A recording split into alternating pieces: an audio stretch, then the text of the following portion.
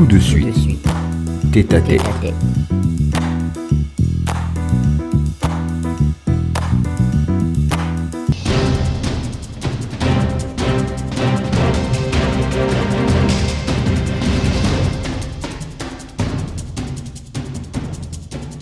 La Ve République est en marche.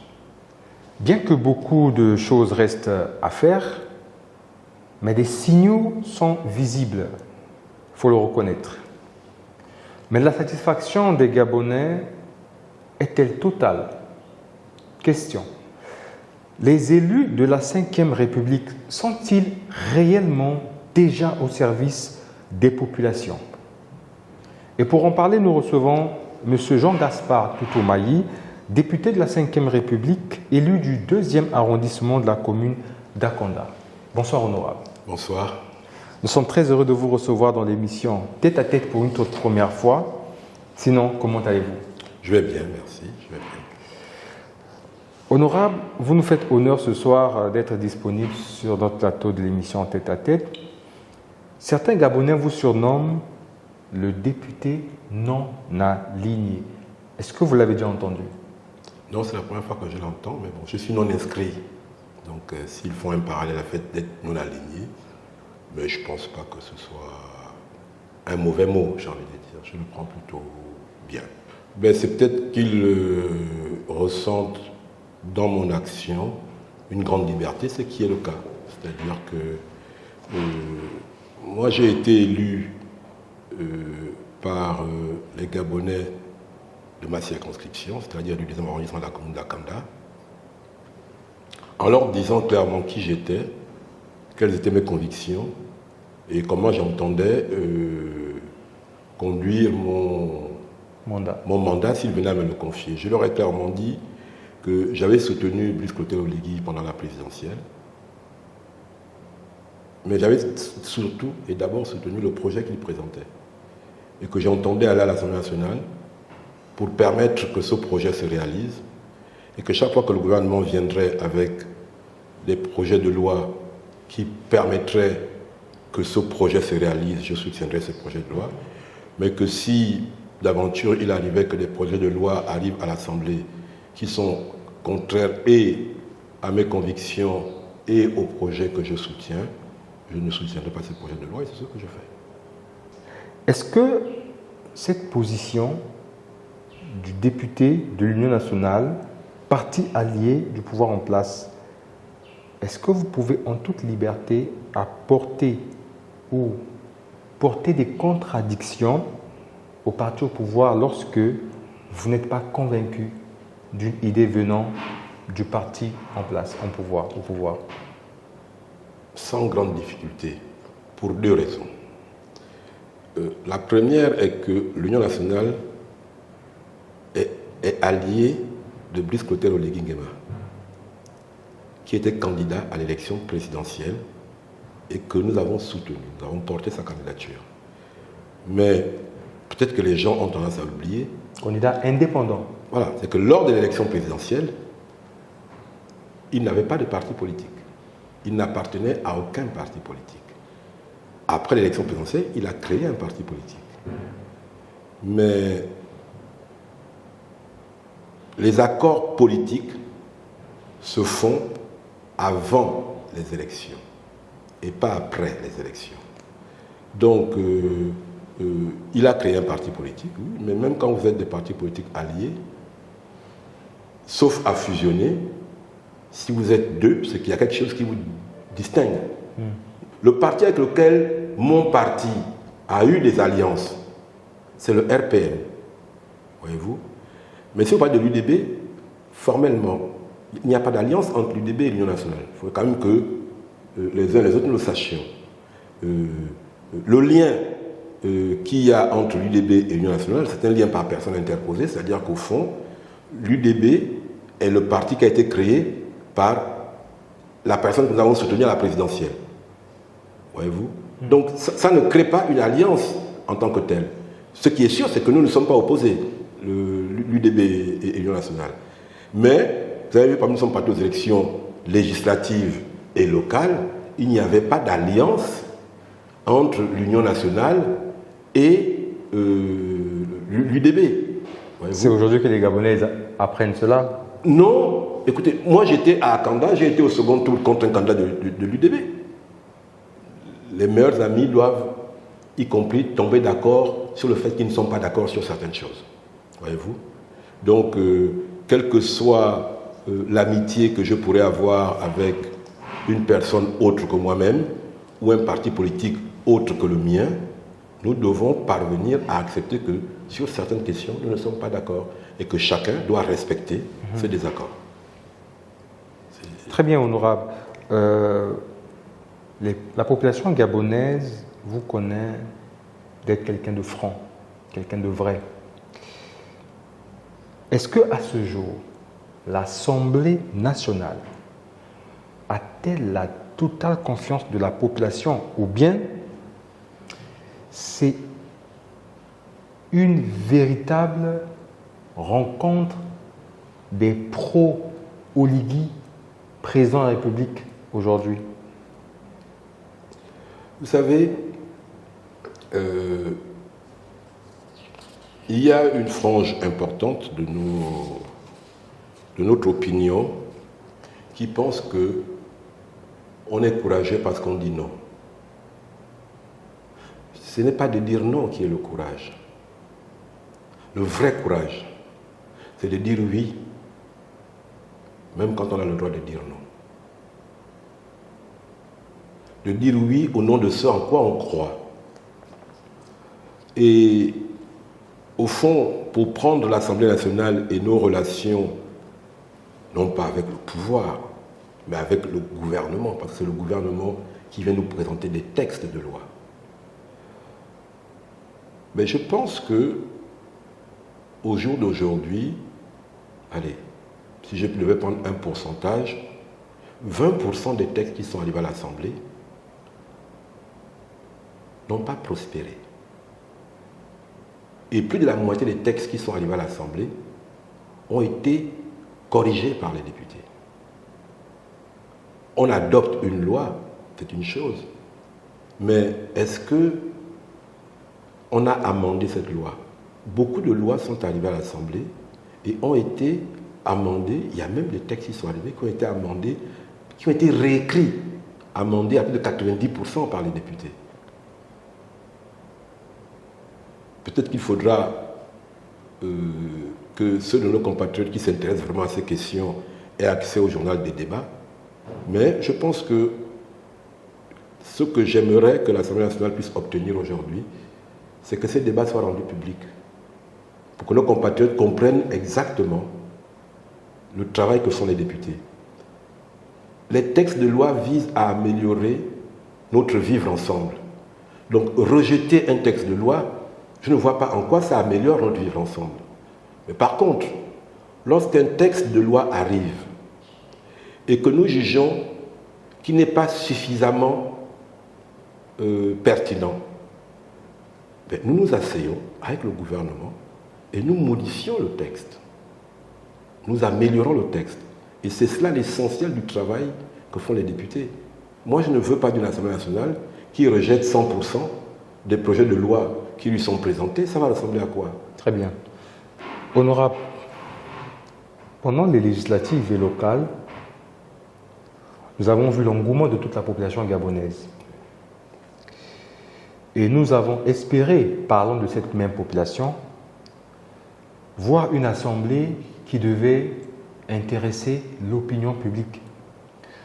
Pourquoi l'Assemblée nationale gabonaise n'est pas à l'image de celle du Sénégal où l'on voit des députés aller, pas dans tous les sens, mais refléter leur mécontentement lorsque ces derniers savent que ça va avoir un impact négatif sur les populations, premièrement.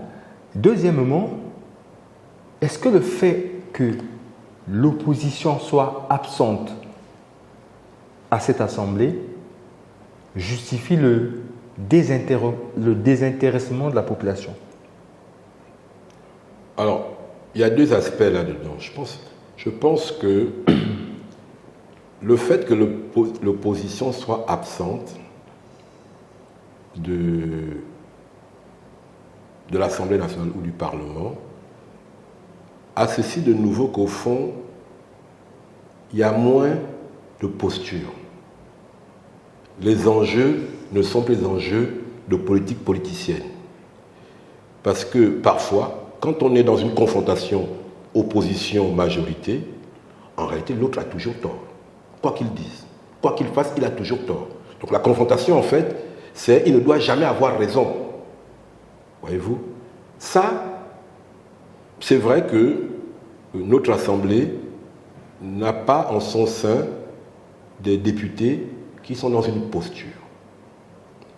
Mais que ce soit opposition ou majorité, dans tous les pays du monde, je crois, moi je suis au Gabon, que tous les Gabonais qui ont un engagement politique au Gabon, même si je ne le partage pas, aiment notre pays autant que moi, veulent autant que moi que notre pays s'améliore.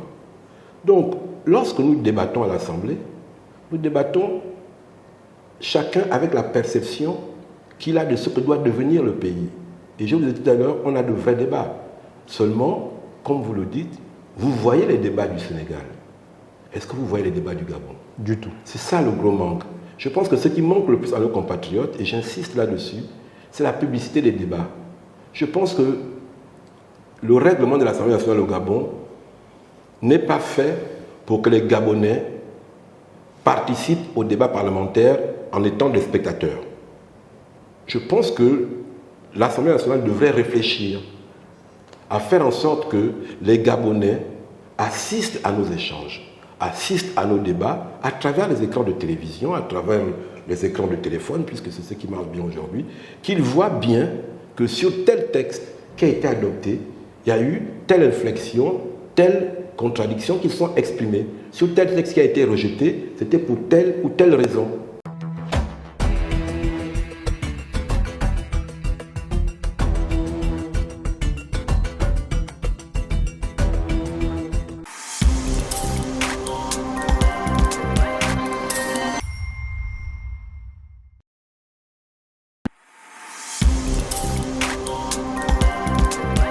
Pour ceux qui aiment le Gabon, il n'y avait pas une autre alternative que de passer par la transition. Aujourd'hui, il y a un réveil, nous en parlons tout à l'heure. Oui. Le réveil n'est pas que politique, le réveil est aussi économique. La société civile participe au débat démocratique, à l'expression démocratique. Le Gabon regorge tellement de ressources, tellement de richesses, que l'on mérite mieux. Il ne faut pas confondre vitesse et finesse. Je ne parle pas de précipitation. Quand on s'engage à participer à une compétition, c'est qu'on s'engage à en respecter les règles, on le dit. Une erreur de langage.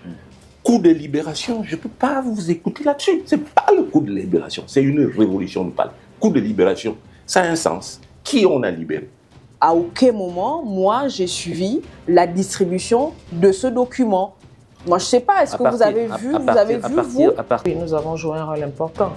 Il faut noter que dans la communauté, les femmes font un travail de médiation communautaire qui n'est pas vraiment reconnu. Non, nous avons fait le choix, portant notre soutien au président Brice Clotaire Oligui, nous avons fait le choix de ne pas fusionner. Vous savez, il y a eu un coup d'État. Ce coup d'État est un coup d'État, comme je l'ai dit tout à l'heure, un coup d'État pour ne pas laisser le pouvoir dans les mains de l'opposition. Tête à tête, votre émission socio-politique sur Alpha Télévision.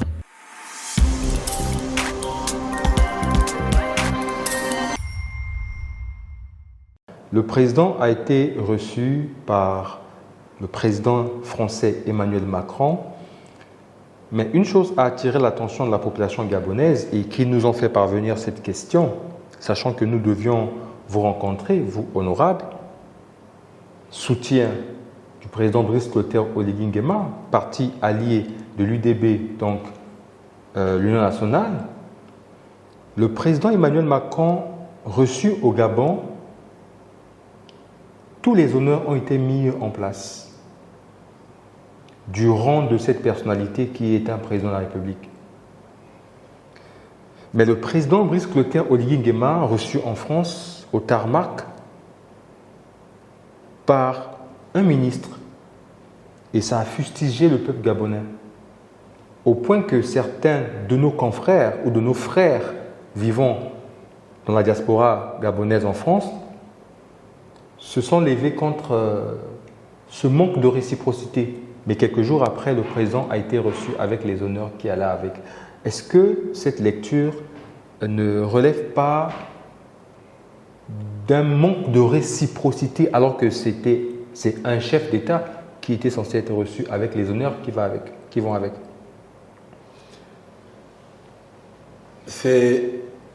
Je vous remercie pour cette question parce qu'elle permet peut-être, elle va permettre aux compatriotes qui vont m'écouter de mieux comprendre les choses. Chaque pays a ses règles protocolaires. Chaque pays a ses règles protocolaires. Et les règles protocolaires de la France ne sont pas celles du Gabon. D'accord? En France, le chef de l'État ne va pas accueillir ses hôtes à l'aéroport. En France, le chef de l'État accueille ses hôtes au palais de l'Élysée, chez lui. Il les attend sur le perron de l'Élysée. Je vais m'aller plus loin en disant que si vous voulez mesurer l'importance qu'il nous accorde, il y a peut-être une quinzaine de marches pour monter au perron de l'Élysée. En fonction de votre importance, il se déplacera. Parce que quand vous rentrez au palais, il est à la dernière marche en haut. S'il ne bouge pas, ça signifie quelque chose. S'il descend de 3 marches, ça signifie quelque chose. S'il descend toutes les marches, ça signifie quelque chose. S'il descend toutes les marches et qu'il marche le long du tapis qui est au sol pour venir vous prendre en chemin, ça signifie quelque chose. Mais le chef de l'État français va toujours accueillir ses hôtes à l'entrée de son bureau, de son palais à l'Élysée. Au Gabon, en fonction de l'importance, le chef de l'État ira accueillir ses hôtes à l'aéroport ou pas. Chaque pays a ses règles. Il n'y a pas de réciprocité en l'espèce. Mais le président gabonais était en France en visite d'État. La France organise 4 visites d'État par an, une par trimestre. Ça veut dire que, et c'est le niveau le plus élevé d'une visite officielle en France. Ça veut dire qu'en 2026, il n'y aura pas plus de 3 autres présidents que le président gabonais qui auront été reçus à l'Élysée en visite d'État. Sur la symbolique, parce que c'est de ça qu'il s'agit, le chef d'État gabonais est allé aux Invalides. C'est l'une des places de mémoire les plus importantes de France. C'est là où la France rend hommage à ces grands hommes lorsqu'ils sont décédés.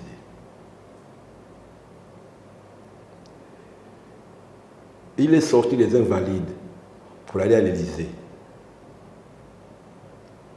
avec plus de 100 chevaux de la garde républicaine, plus de 30 motards.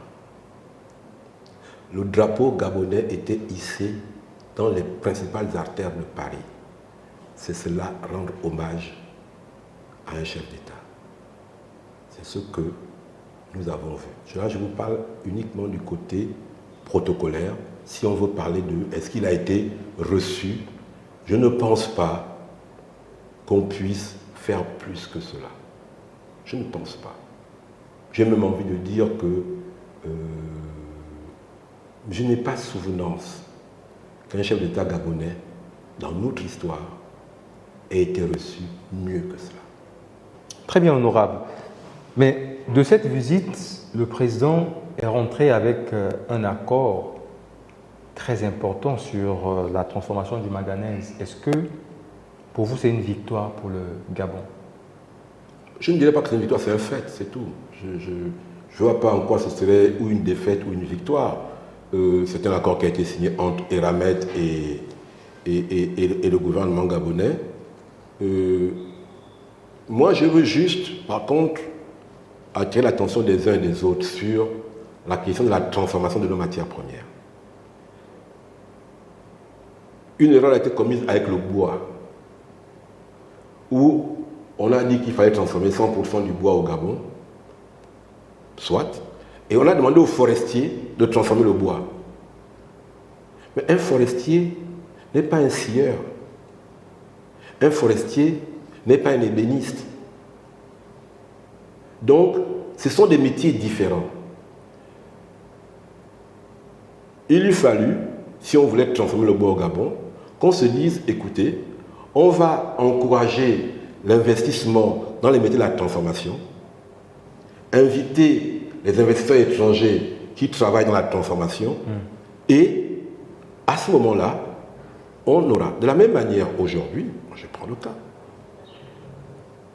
Eramet est un minier. D'accord? Son métier, c'est exploiter, donc extraire le minerai de manganèse et le vendre. Mais Eramet n'est pas un métallurgiste. Il y a de plus grands métallurgistes, même si Eramet fait de la métallurgie à la marge, il y a de plus grands métallurgistes dans le monde qu'Eramet. Et Eramet n'est pas le seul producteur de manganèse au Gabon. Je pense qu'aujourd'hui, Comidoc doit maintenant produire 70% du manganèse, 30% du manganèse est produit par d'autres. Si on veut transformer tout le manganèse du Gabon au Gabon, ce qui en soi n'est pas une mauvaise chose, est-ce qu'il ne faut pas aller chercher des investisseurs dont c'est le métier, donc des métallurgistes, qui eux vont acheter le manganèse produit au Gabon et le transformer au Gabon? Les réseaux sociaux toujours coupés au Gabon. Du moins théoriquement. Alors que le ministère de la Communication avait annoncé la levée progressive de la suspension des réseaux sociaux.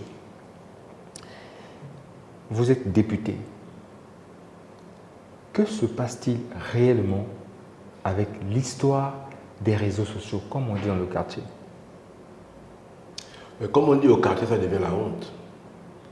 Parce qu'au fond, c'est une mauvaise décision et on a du mal même à en sortir. Parce que les gens veulent être dans des postures et ne veulent pas admettre à un moment ou à un autre que peut-être qu'ils se sont trompés. Peut-être que la décision qu'ils ont prise n'était pas la meilleure. Voyez-vous? J'ai vu ce matin que la HAC avait suspendu hier un média en ligne. Est-ce que ce média en ligne est accessible sans VPN? Et comment la HAC a fait pour accéder à ces médias en ligne puisque les réseaux sociaux sont suspendus? Voyez-vous? Que dans notre pays aujourd'hui, le gouvernement lui-même communique à travers les réseaux sociaux qui officiellement sont suspendus. Nous sommes tous des hors-la-loi alors, présentement. Mais c'est ça, c'est qu'on finit par être un pays où tout le monde fonctionne hors la loi, y compris ceux qui sont chargés de veiller à l'application de la loi. C'est un peu compliqué. Je pense que tout le monde gagnerait à ce qu'on en sorte. Il n'y a pas d'autre débat dessus. Il n'y a pas d'autre débat dessus. Couper les réseaux sociaux n'est pas une réponse. Et n'est la réponse à rien. Moi, j'aimerais bien que la Direction générale de l'économie nous fasse un peu une enquête sur les conséquences économiques de cette suspension depuis le mois de février. Il y a beaucoup de jeunes Gabonais, dont c'est le métier, qui sont retrouvés et qui sont encore aujourd'hui en chômage technique parce qu'ils ne peuvent plus travailler. Voyez-vous? Peut-être qu'effectivement, le commun des citoyens a trouvé une parade pour pouvoir continuer à communiquer via WhatsApp, Facebook et tout le reste avec les siens. Donc la partie, le réseautage social a trouvé une parade, mais ceux dont c'est le métier, parce que beaucoup de métiers sont développés sur les réseaux sociaux, mais écoutez, cet environnement économique-là, lui, a souffert. En avait-on besoin? Je ne pense pas.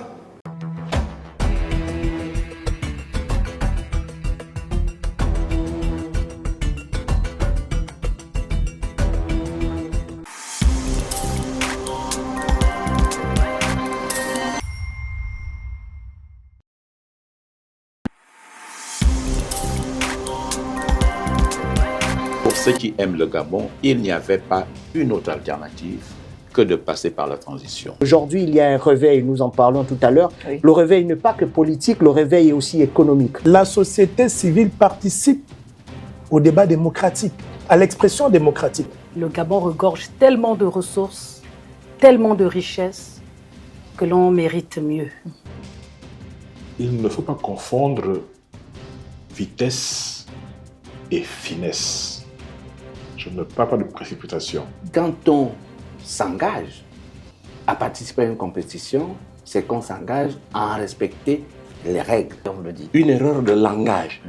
Coup de libération, je ne peux pas vous écouter là-dessus. Ce n'est pas le coup de libération, c'est une révolution, nous parle. Coup de libération, ça a un sens. Qui on a libéré? À aucun moment, moi, j'ai suivi la distribution de ce document. Moi, je ne sais pas, est-ce que vous avez vu, Oui, nous avons joué un rôle important. Il faut noter que dans la communauté, les femmes font un travail de médiation communautaire qui n'est pas vraiment reconnu. Non, nous avons fait le choix, portant notre soutien au président Brice Clotaire Oligui, nous avons fait le choix de ne pas fusionner. Vous savez, il y a eu un coup d'État. Ce coup d'État est un coup d'État, comme je l'ai dit tout à l'heure, un coup d'État pour ne pas laisser le pouvoir dans les mains de l'opposition. Tête à tête, votre émission sociopolitique sur Alpha Télévision.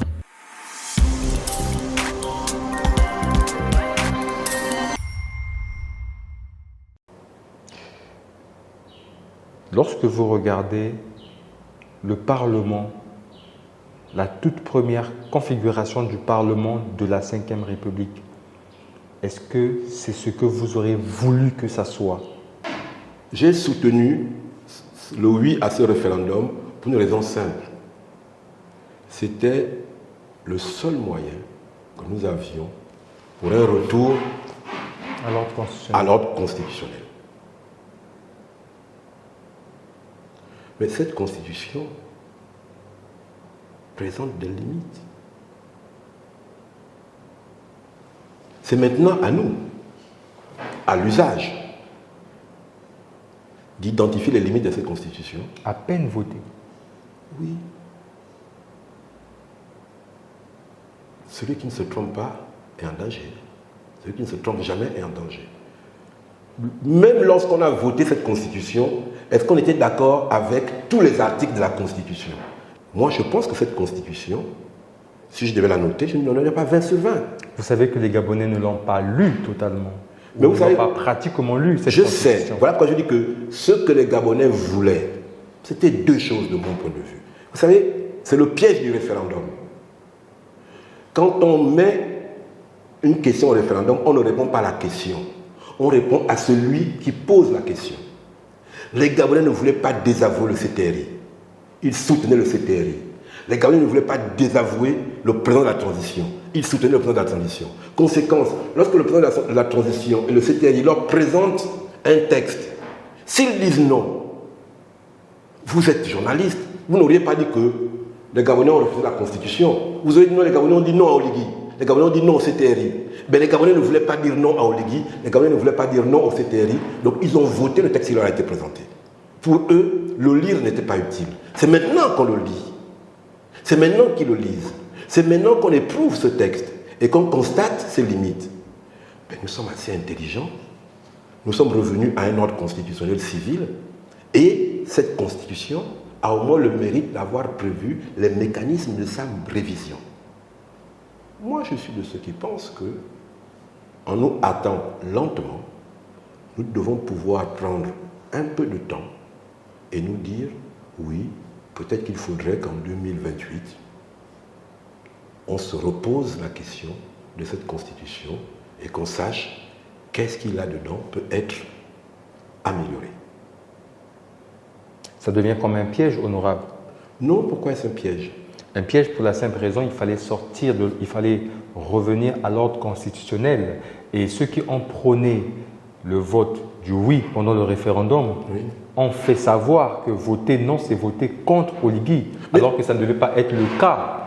Mais c'est le propre de tous les référendums. C'est le propre de tous les référendums.